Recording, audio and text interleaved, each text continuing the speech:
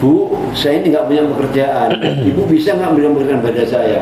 Mungkin ibu butuh cuci piring, mungkin ibu butuh cuci pakaian. Saya siap melakukan, Bu, dengan imbalan sesuai yang bisa dikerjakan pada saya pekerjaannya. Kan bisa.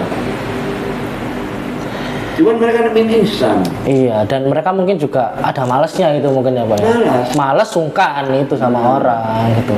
Karena kalau kita lihat kadang-kadang di lampu merah gitu, pakai topeng mereka Pak.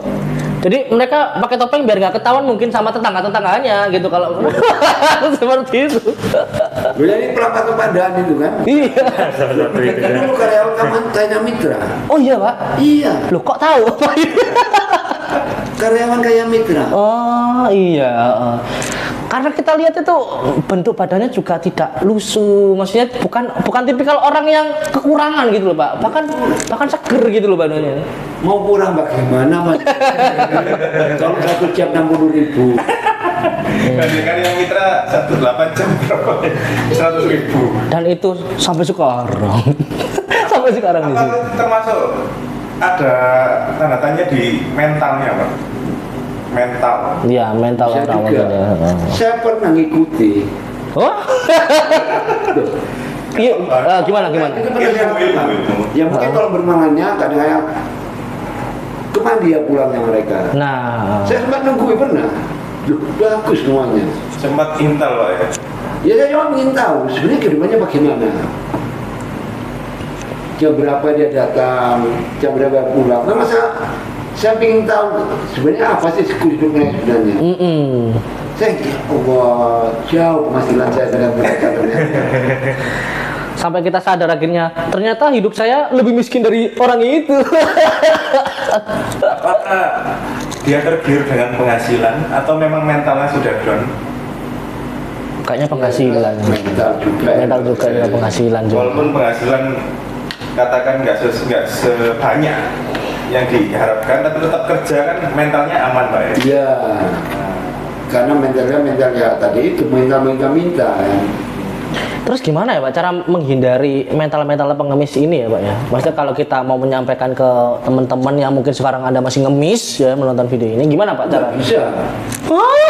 Tidak bisa. Berarti itu berangkat dari apa Pak? Menurutnya Pak Bu? Selama dia memberi, mereka nggak bisa diusik. Nah saya bilang tadi, jangan pernah memberi pada murid di lampu merah. Sekalipun dia punya kekurangan. Silakan punya kekurangan. Ya tapi memang banyak sih orang yang punya kekurangan tapi mereka tidak memanfaatkan kekurangan mereka untuk meminta belas kasihan sama orang. Iya, kan? Ya benar-benar. Mungkin dalam Islam dia mengingkari kebesaran Tuhan. Bahwa Allah akan menjamin rezeki setiap umatnya. Nah, itu sih mereka kurang percaya kalau gitu ya Pak ya. Balik lagi ke mental dan akhlak. Mungkin Mas Kevin yang lebih tahu. Oh, Mas Kevin punya teman pengemis? Tidak ada ya, selain ini ya. Nah, ini terus gimana Pak? Solusi terbaik itu supaya mereka itu pengemis-pengemis ini yang nonton mungkin ada yang pengemis bisa hidup mandiri gitu Pak setidaknya Pak. Maksudnya gimana solusinya kalau menurutnya Pak Bowo gitu? Itu tadi kan kita bicara mental dulu kan. Iya. Mindset mereka mentalnya dirubah. Berarti kita benahin dulu mentalnya teman-teman yang mungkin lagi pengemis ini gitu. Iya, cuman itu sulit. Ya, karena mental mereka sudah begitu. Tapi mental itu terbentuk dari ilmu agama juga.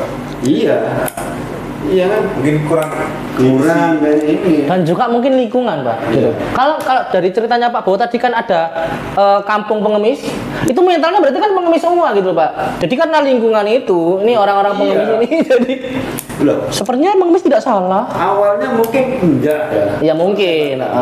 Ada satu yang mencoba ini, mereka Asik, ditular-tularkan. aja yang lain. Karena secara mental, secara basic agama mereka nggak kuat, ya mereka terpengaruh. Ya, itu kan masalahnya. Iya.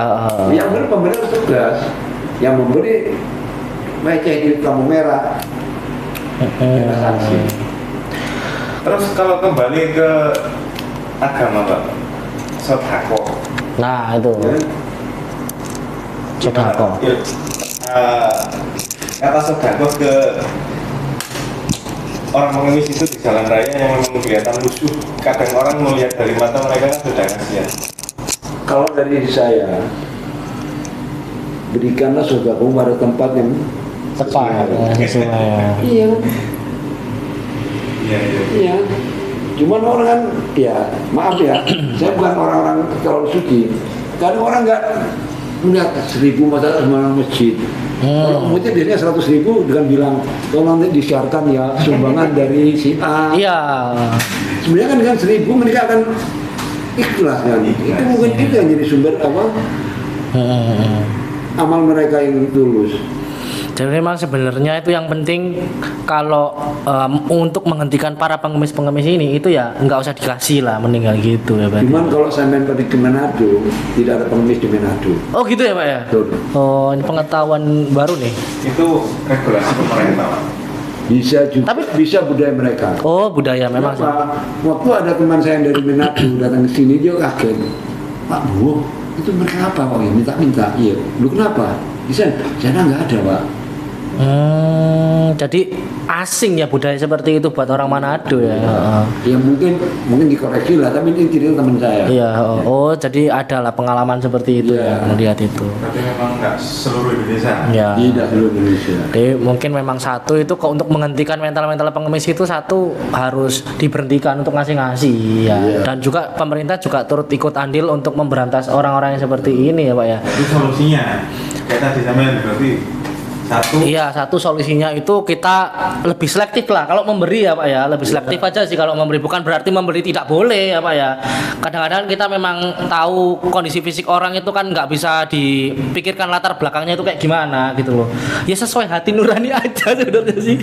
Ya kalau menggunakan fisik, mereka kan juga mengingkari kebesaran Tuhan. Iya juga ya Pak ya.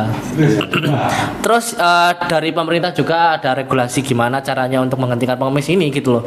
Kalau dari kita masyarakat ya Nggak bisa. ya nggak bisa karena kita nggak punya wewenang gitu loh. Tapi kalau mungkin Satpol PP dan lain sebagainya itu punya wewenang dan kapasitas tertentu untuk bisa memberantas orang-orang yang seperti ini. Gitu.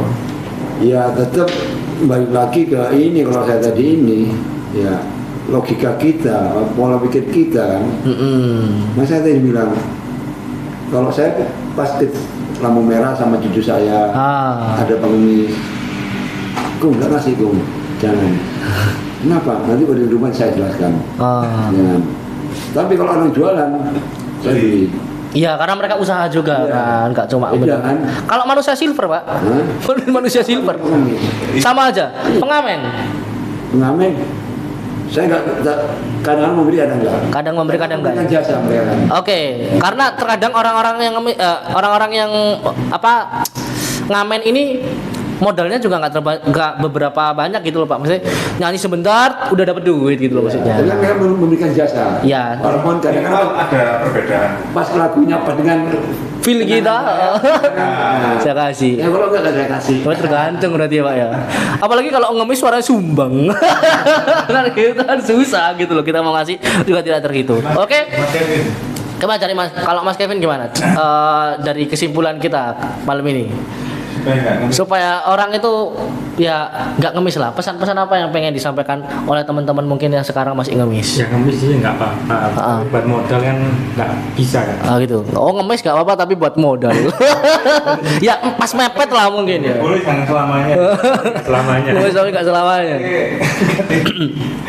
Ngemis sebentar aja tapi jangan selamanya gitu. Ya kalau memang mepet kita harus survive lah, mau gimana lagi gitu. Mungkin seperti itu tapi ya amit-amit lah jangan sampai seperti itu. Oke, mungkin seperti ini pembicaraan kita pada video kali ini. Untuk teman-teman semuanya yang pengen join sama kita semua di komunitas kreator Pandaan bisa hubungi di nomor ini ya.